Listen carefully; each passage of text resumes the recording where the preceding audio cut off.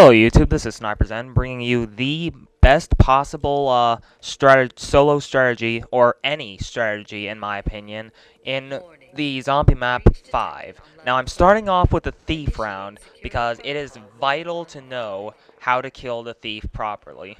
Now, all you really have to do, it's very simple, but it's very hard to pull off. Basically, you just have to sit up here, or, somewhere.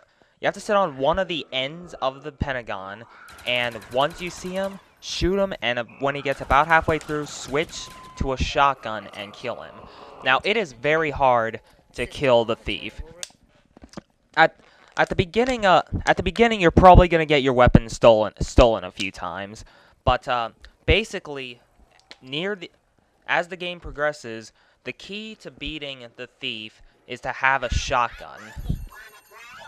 And even earlier in the game, the way I would do it was I'd try and shoot him with an automatic weapon like an MPL, and then once he stole the MPL, I would chase him around with a stakeout. That worked one time and then didn't work the second time. And then after that, I was doing that strategy. Anyway, now you can see that I am on the main part of the strategy on level 30. Basically, all you do, there are going to be two barriers. One, I'm walking past where a barrier used to be right now. And then, any fucking time now. Here, I have another barrier. That's where another barrier was before. You have to remove both of these barriers and run around in a circle here. Now, honestly, you can go forever here. And you want to know why? Because Quick Revive. Once you get Quick Revive, it's almost impossible to die. Because once you get downed, you get like some super dual wielding grenade launcher thing, and you can destroy any zombie with it. So once they down you, you can just blast them away. And then because you're sitting here running around right next to Juggernaut, you can just rebuy Juggernaut. And, well, there you go. There's almost no way to die in this strategy, like I said. The only real way you can die is if you kill yourself like I did on level 31 right after this round. Well, to be honest, I didn't actually kill myself. I actually kind of screwed myself over. If you keep backing up too far, right there where I was, if you keep backing up too far, you're gonna get into that corner there. Did you see it? There's it. I'm gonna try and see it again once I go past it. See where the DEFCON switch is? You can get backed into that corner very easily. And, well, I was dumb enough to do it twice. To be honest, I didn't really care anymore at that point, because I had been doing this for hours upon hours. This is, to be honest, the only real way you can get good at this is practice. You need to build up your instincts. You need to know how to get around a zombie if he's in front of you. You need to know when you're boned and when you need to start shooting, and etc, etc. The only real strategy you can do is just know, it's just the one thing that I've noticed that you can't do is you can't really get insta-kills. But before I go on that, I need to explain the basic principle. At the beginning of every round, you're going to have a swarm of zombies attack you all at once. Because, well, you can have about 24 zombies spawned at one time. So, once the 24 zombies spawn, you start killing them one at a time. And you'll get maybe 5 coming at you at a time. Very easy. But if you get an insta-kill, a nuke, or even a good death machine, then you can simulate the beginning of a round by killing off every zombie and making them all spawn again. If you can get past the beginning of a round and not do anything like get an insta-kill and kill every zombie, or get a nuke, then you're pretty much fine until the next round comes. But there is also a situation where you run out of ammo. And there is a way to get around this. At around level 25, you're going to start running out of ammo about every round. And, well, yes, I do run out of ammo this round. And you're going to see what I have to do. I'll go ahead and explain it now. You have to go over to where the elevator is, the downstairs elevator, and get the stakeout. Yeah, the stakeout.